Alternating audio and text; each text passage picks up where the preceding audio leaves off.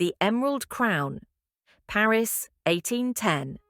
The city was alive with celebration, its streets swept clean for the triumphal arrival of a young woman who had never before seen the French capital. She was not just any bride, she was Archduchess Marie-Louise of Austria, newly chosen consort of Emperor Napoleon Bonaparte. Her journey to Paris had been long and ceremonial, but nothing could prepare her for the reception that awaited her, or for the peculiar, almost theatrical traditions of her new homeland. According to French royal custom, a foreign princess arriving to marry the ruler of France was not to bring a single garment, jewel, or keepsake from her homeland. It was as though the past had to be shed like an old skin. And shed it she did, quite literally. Upon reaching the French border, Marie-Louise was escorted to a chamber where, under the stern gaze of Napoleon's sister Pauline, she was stripped of every stitch she wore. Even her stockings and corset were taken away. Pauline, ever the dramatist, insisted the young woman bathe, emerging naked and shivering into a room filled with attendants. There she was dressed anew, every thread, every clasp, every ornament provided by her new imperial husband. Among these new possessions was a treasure destined to become legend, a parure of emerald and diamond jewelry created by Napoleon's official court jeweler Marie-Étienne Niteau of the House of Chaumet. The centerpiece, an emerald diadem, was unlike anything the young woman had ever seen. It was a coronet of silver and gold, crafted in a perfectly symmetrical arc, widest at the front and tapering toward the back. Intricate scrolls, floral palmettes, and medallions danced across its surface, each shimmering with light. At its heart gleamed a square-cut Colombian emerald, 12 carats of deep green fire, set at a gentle diagonal to catch the light. Below it nestled a smaller oval emerald, framed by 5 rose-cut emeralds like a cluster of forest dew.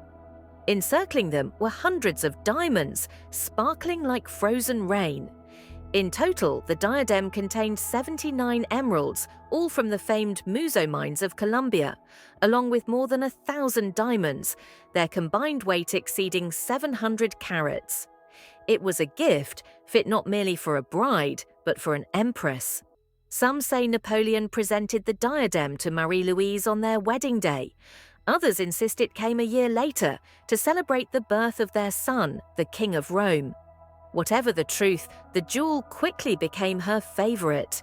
She wore it at court ceremonies, state balls, and official portraits, its emeralds glowing against her pale skin and golden hair. Even in the years to come, when political storms threatened to sweep her away from the French throne, the diadem would remain with her, a constant in a life about to change beyond recognition. For the moment, though, Paris adored her. She was young, beautiful, and, unlike her predecessor Josephine, fertile. In Napoleon's eyes, she was not merely a wife, she was the promise of a dynasty. But behind the glitter of diamonds and emeralds, the young empress could not have known that this diadem, symbol of her marriage, would one day bear witness to her flight from France, the fall of an empire, and the slow, quiet transformations that time inflicts on even the most perfect of treasures. The years that followed Marie-Louise's grand wedding began like a fairy tale. Banquets glittering with candlelight, processions under triumphal arches, and a husband whose gaze seemed to promise an unshakable empire. Yet, in Napoleon's France, glory had a way of vanishing overnight. By 1814, the tide of war had turned against the emperor. Defeats piled upon defeats, foreign armies pressed closer to Paris. The young empress, now mother to Napoleon's only legitimate son, found herself not in ballrooms, but in tents, whispered conferences about escape routes and safe havens. When the moment came, she did not hesitate. The streets of Paris were restless, the air heavy with the scent of smoke and fear. Marie-Louise gathered what she considered essential: a few personal letters, miniature portraits, and her most prized possession, the emerald parure Napoleon had given her. Packed carefully among her gowns, The diadem traveled with her as she fled toward Vienna to the safety of her Austrian family. The crown jewels of France remained behind. The emerald diadem was hers, and hers alone. In Vienna, she was welcomed as a daughter returned home, though not without political calculation. Her marriage to Napoleon had been a strategic alliance. Now, with his power broken, her loyalties shifted back to Austria. She did not return to France. Instead, after Napoleon's exile, she was granted rule over the small Italian duchy of Parma, where she would spend the rest of her life, not as a glittering empress, but as a respected duchess. In Parma, Marie-Louise built a reputation far removed from the intrigues of imperial courts. She sponsored hospitals and schools, ordered bridges constructed, and oversaw the building of a grand theatre. Her private life was less restrained. She took 2 lovers after Napoleon, marrying one of them in a morganatic union. But always, the emerald diadem remained with her, worn for special occasions, a reminder of a past life she never fully left behind. Decades passed. By the time of her death, the diadem was still intact, still blazing with the green light of Muso emeralds. But in the 20th century, the jewel's fate would take a strange turn. In 1953, her descendants sold the entire parure to the famed jewelry house Van Cleef and Arpels. For a brief moment, it seemed the diadem's legend might be preserved, but fashion and commerce had no reverence for history. Within 2 years, the 79 emeralds were removed, one by one, and sold individually as emeralds from the historic tiara of Napoleon. Their deep green fire scattered to private collections across the world, leaving behind an empty, ghostly framework. The gaps were filled with Persian turquoise, the stone's cabochon cut in soft oceanic blue. It was beautiful, yes, harmonious with the diamonds. But it was no longer the diadem Napoleon had given his young bride. To some, it was an elegant reinvention. To others, an act of quiet vandalism. Yet the diadem endured. Though transformed, it escaped the fate of many royal jewels that were melted down or lost. And in time, it would find a new home far from Europe, under the watchful glass of an American museum. By the mid-20th century, the emeralds of Marie-Louise's diadem had been scattered like fragments of a broken story, each stone carrying a whisper of its imperial past. Collectors treasured them, perhaps without fully knowing that they had once been worn by the Austrian princess who became Empress of the French.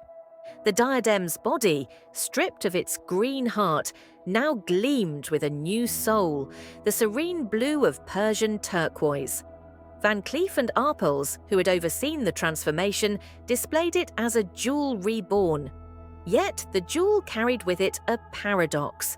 For all its beauty, it was also an artifact of loss. Where once there had been the deep, mysterious green of Muso emeralds, there was now the soft glow of turquoise, stones the colour of sky after rain. They were cut as cabochons rather than faceted, smooth and domed like drops of still water. They did not flash with light, they held it gently. It was in this altered form that the diadem crossed the Atlantic. In time, it became part of the National Museum of Natural History's collection in Washington, D.C., under the stewardship of the Smithsonian Institution. There, it joined other legendary gems, the Hope Diamond, the Marie Antoinette earrings, each with its own tangled history of power, beauty, and survival. Visitors stand before the glass case today and see only the turquoise diadem, unaware that the frame they admire once bore the richest emeralds in Europe. But the craftsmanship remains pure Nito. The symmetrical arch, the intricate silver and gold scrolls, the floral palmettes, the medallions traced in diamonds. Time and human hands had altered its stones, but its bones were still those of an imperial jewel. And there is one more enigma in the diadem's tale. In 1810, the portraitist Jean-Baptiste Isabey painted Marie-Louise wearing a tiara identical in design to this one, Yet, instead of emeralds, he gave it rubies. No one knows why. Perhaps the artist was working from memory or from a sketch before the final stones were set. Perhaps he preferred the striking contrast of red against the empress's pale skin and fair hair. Or perhaps, like so many royal portraits, the image was meant not as strict reality but as idealized symbolism. Whatever the truth, the portrait remains a curiosity, a glimpse of the diadem that never was. So the diadem of Marie-Louise rests now not in the vaults of a European palace, but beneath the careful lighting of a museum in Washington. Its turquoise stones smile quietly at the past, carrying with them 2 centuries of history, of an arranged marriage that changed the fate of nations, of an empire's rise and fall, of a young woman stripped of everything she knew and given instead the crown of another life. And perhaps, when the light catches the diamonds just so, one might still imagine the green fire of the original emeralds, blazing for a moment across the glass, as if the diadem remembers what it once was. History remembers Napoleon Bonaparte as a general, a conqueror, a lawmaker, a man whose ambition redrew the map of Europe. Yet among the endless lists of battles and treaties lies another layer, Napoleon the gift-giver. His presents were never mere ornaments, they were symbols, carefully chosen to convey power, loyalty, and destiny. For Josephine, his first wife, he commissioned jewels of romance, delicate wreaths of gold and enamel, strings of pearls, and a coronation crown that made her look every bit the empress she was meant to be. For Marie-Louise, he chose emeralds, not soft or sentimental, but stones of endurance and deep, commanding color. Emeralds had long been associated with fertility and rebirth. For an emperor desperate to found a dynasty, the symbolism was clear. She was the future, the bearer of heirs, the living link between the Bonaparte name and centuries yet to come. And for a time, the gift fulfilled its promise. Marie-Louise gave him a son, Napoleon Francois Charles Joseph Bonaparte, the King of Rome, a child destined, at least in theory, to inherit an empire. But empires are fragile things, and within 4 years of the boy's birth, Napoleon was forced into exile. Marie-Louise, still young and bound by the politics of her Austrian heritage, never followed him.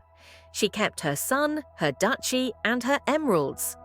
What became of the boy is another story, one of isolation, illness, and a life cut short before his 22nd birthday. The emerald diadem, however, endured. It survived the shifting allegiances of Europe, the selling of estates, and the unpredictable tastes of the jewelry trade. Even stripped of its original stones, it carried the memory of an empire.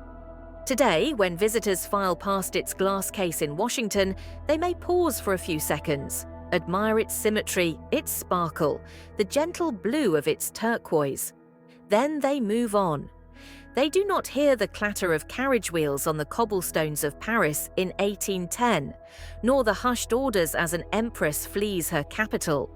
They do not see the candle-lit salons where it gleamed on the head of the young woman who had left everything behind for a man she barely knew. But if you look long enough, you might feel the weight of its history.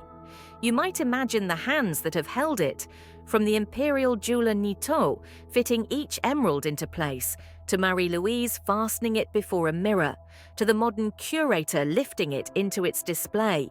You might even hear faintly the echo of emeralds that no longer shine there, and sense that this diadem is not simply a museum piece, but a survivor, a crown that has lived a life as complex and unpredictable as the woman who once wore it. And somewhere, perhaps, the spirit of Marie-Louise still claims it as her own.